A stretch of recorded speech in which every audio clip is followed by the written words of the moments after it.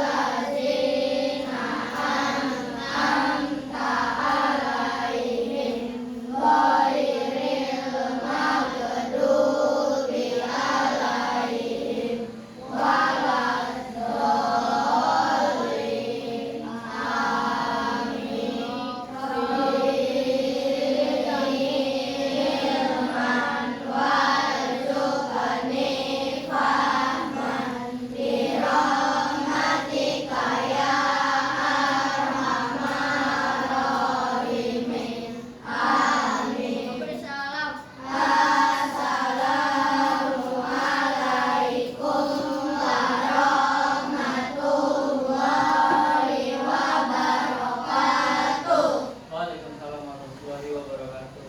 Terima kasih kepada ketua kelas. Gimana kabarnya anak-anak? Baik.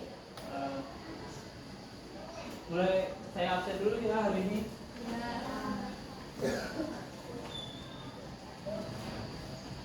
Aditya, Hadir. Akila, Ara, Hadir. Kairus, Hadir. Ilyas, Hadir. Hakari, Hadir. Akila, Aki, Hadir. Alfairo, Hadir. Enggal, Hadir. Galang, Hadir. Hafiz, Hadir. Wafak, Hadir. Wafi, Hadir. Kairus, Kairul, Hadir.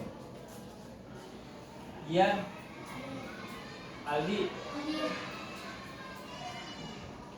Sukron, Hadir. Ajijah, Sena, Andin, Anaya, Hadir. Gina, Askia, Raya, Pedi, Paiha, Nuri. Alhamdulillah ya, hari ini masuk semua. Kira-kira ada yang sakit atau gimana hari ini? Masuk semua kan? Hari ini pembelajaran bahasa Indonesia. Waktu minggu lalu Bapak sudah menjelaskan tentang cerita Danau Toba di halaman 39.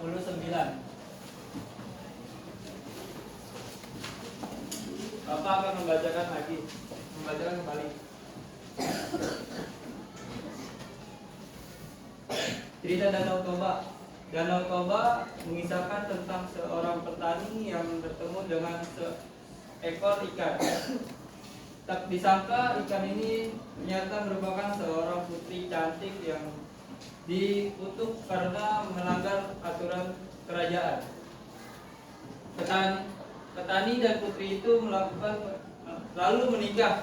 Namun sang putri meminta petani berjanji untuk tidak menceritakan kepada siapapun kalau dulunya ia adalah seorang ikan. Tidak lama kemudian mereka memiliki seorang anak laki-laki. Namun anehnya anak laki-laki mereka tidak pernah merasa kenyang. Ia lalu ia selalu bermalasan, merasa lapar. Suatu hari anak laki-laki itu diminta ibunya untuk mengantarkan makanan kepada ayahnya. Namun ia malah tidak mengantar makanan itu. Justru ia memakannya dan tertidur di rumahnya. Ayah yang sudah lama menunggu makanan tersebut akhirnya pulang ke rumah karena lapar. Saat melihat anaknya tertidur, marahlah si petani itu dan mengatakan bahwa anak itu adalah anak ikan. Petani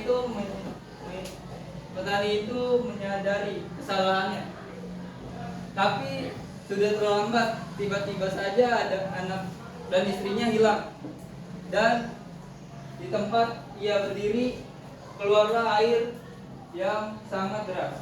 Air itu meluap hingga membentuk sebuah danau yang sekarang itu dikenal dengan sebagai Danau Toba. Dari cerita ini, kira-kira minggu lalu, dan coba saya tes, minggu lalu kan saya sudah jelaskan tentang informasi yang ada di cerita ini. Saya mau bertanya, kira-kira informasi yang sesuai dengan yang sesuai atau yang ada di cerita itu apa sih informasi yang didapat dari cerita tersebut? Apa? Terus kesalahan yang dilakukan si petani itu apa? Apa sih yang dilakukan kesalahan yang petani itu lakukan? Oke, mungkin anak-anak apa? Kalian semua masih mengingat semua cerita itu tentang materi yang sudah saya paparkan minggu lalu. Sekarang kalian buka halaman 36. Di situ ada materi menulis teks narasi. Apa sih teks narasi itu? Ada yang tahu nggak? Ya, teks narasi adalah jenis teks yang menjelaskan suatu kejadian atau peristiwa secara runtut dan terperinci. Jadi teks narasi itu kita bisa membuat teks narasi melalui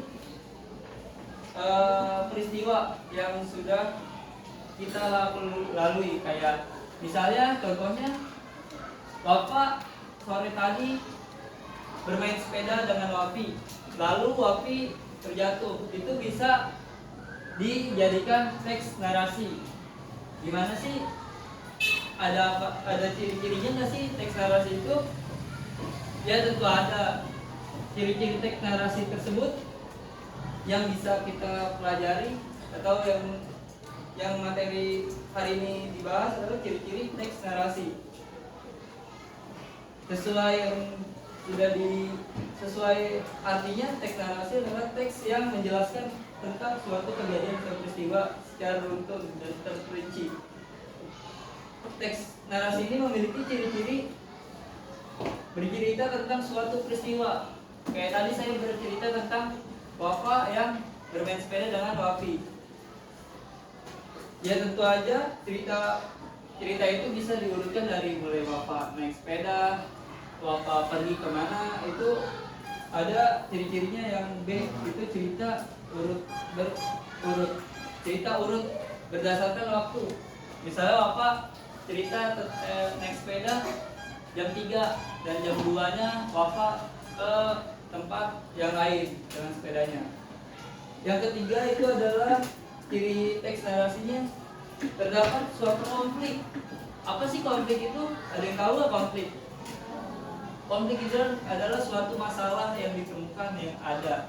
Jadi misalnya Bapak nih, kayak tadi cerita Bapak bermain sepeda.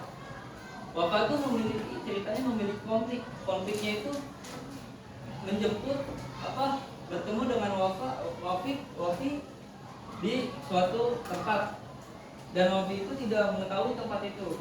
Jadi mereka saling mencari. Jadi ada konflik yang bersenambungan. Ciri selanjutnya adalah memiliki kronologi yang jelas. Kronologi itu apa ya? Kronologi itu kayak peristiwa yang kalian alami gitu, yang benar-benar kalian alami. Jadi wafa tuh yang terakhir adalah ciri-cirinya adalah memiliki latar, tempat, dan karakter.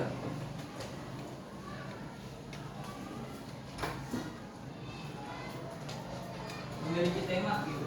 Jadi dari cerita di situ, jadi kita bisa memiliki tema.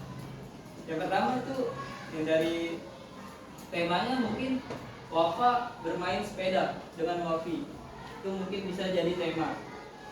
Dan latarnya itu adalah bisa jadi Wafa misalnya main di lapangan. Latar itu ada dua, latar waktu dan latar tempat. Nah, latar tempatnya itu Wafa bermain di, misalnya bermain di lapangan sekolah atau di halaman sekolah. Itu bisa menjadi latar tempat. Dan satu lagi adalah latar waktu, itu Wafa sesuai jam. Sesuai misalnya Wafa bermain sepeda di jam 2 siang. Itu bisa menjadikan dalam cerita itu latar waktunya. Mungkin materinya ada yang dipahami, ada yang belum dipahami enggak? Ada yang mau ditanyakan tidak? Tidak ada.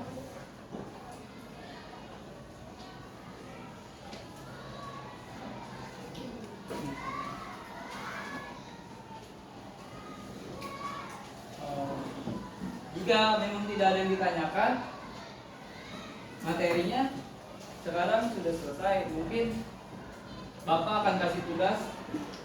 Tugasnya itu adalah menyalin teks yang ada di halaman 34. Setelah disalin, lalu kumpulkan di meja guru.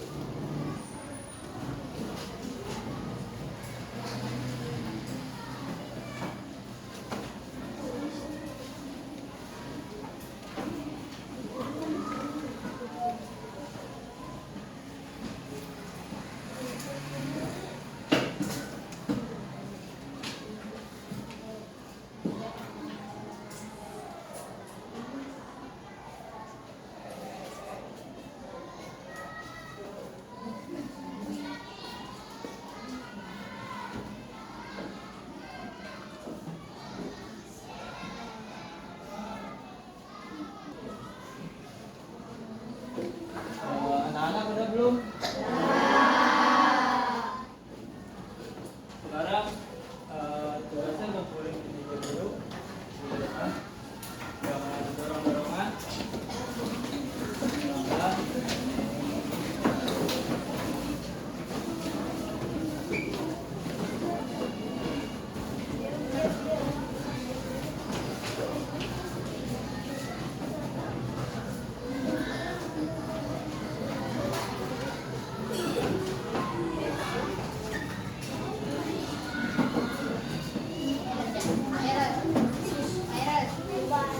Jangan kena poster ini.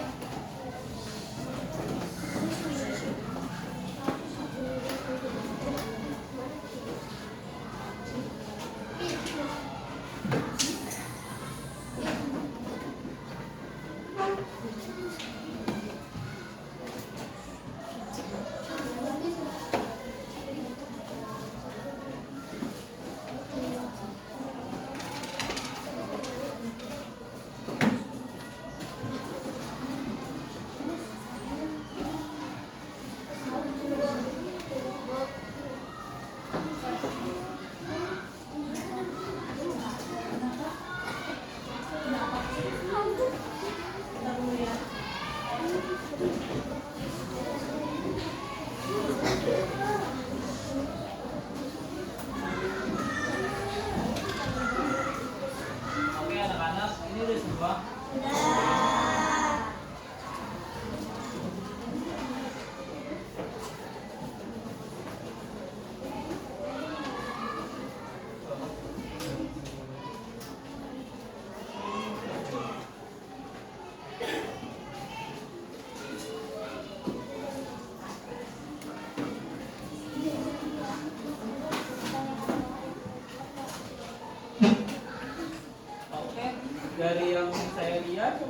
kalian semua ini sudah bisa membuat sebuah teks narasi. Jadi kalian mungkin sudah paham ya apa teks narasi itu. Sudah paham kan? Mungkin materi kita sampai sini. Untuk ketua kelas coba maju lagi atau pimpin doa pulang. Siap. Siap. Langkah dimulai.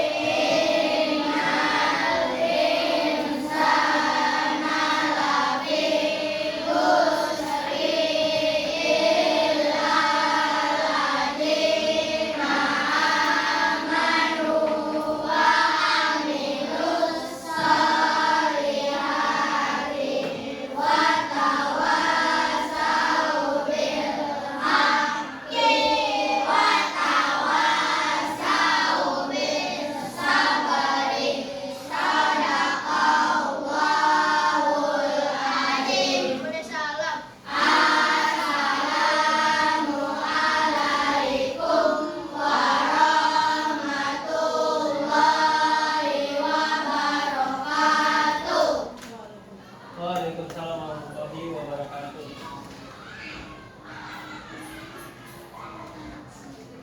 Mungkin sekian dari pelajaran bahasa Indonesia hari ini. Hari selanjutnya pelajaran siapa? Matematika ya? Bu, minggu depan matematika ya berarti ya? Ya udah siap-siap untuk pulang. Oke, cukup sekian dari Bapak. Assalamualaikum warahmatullahi wabarakatuh. Waalaikumsalam.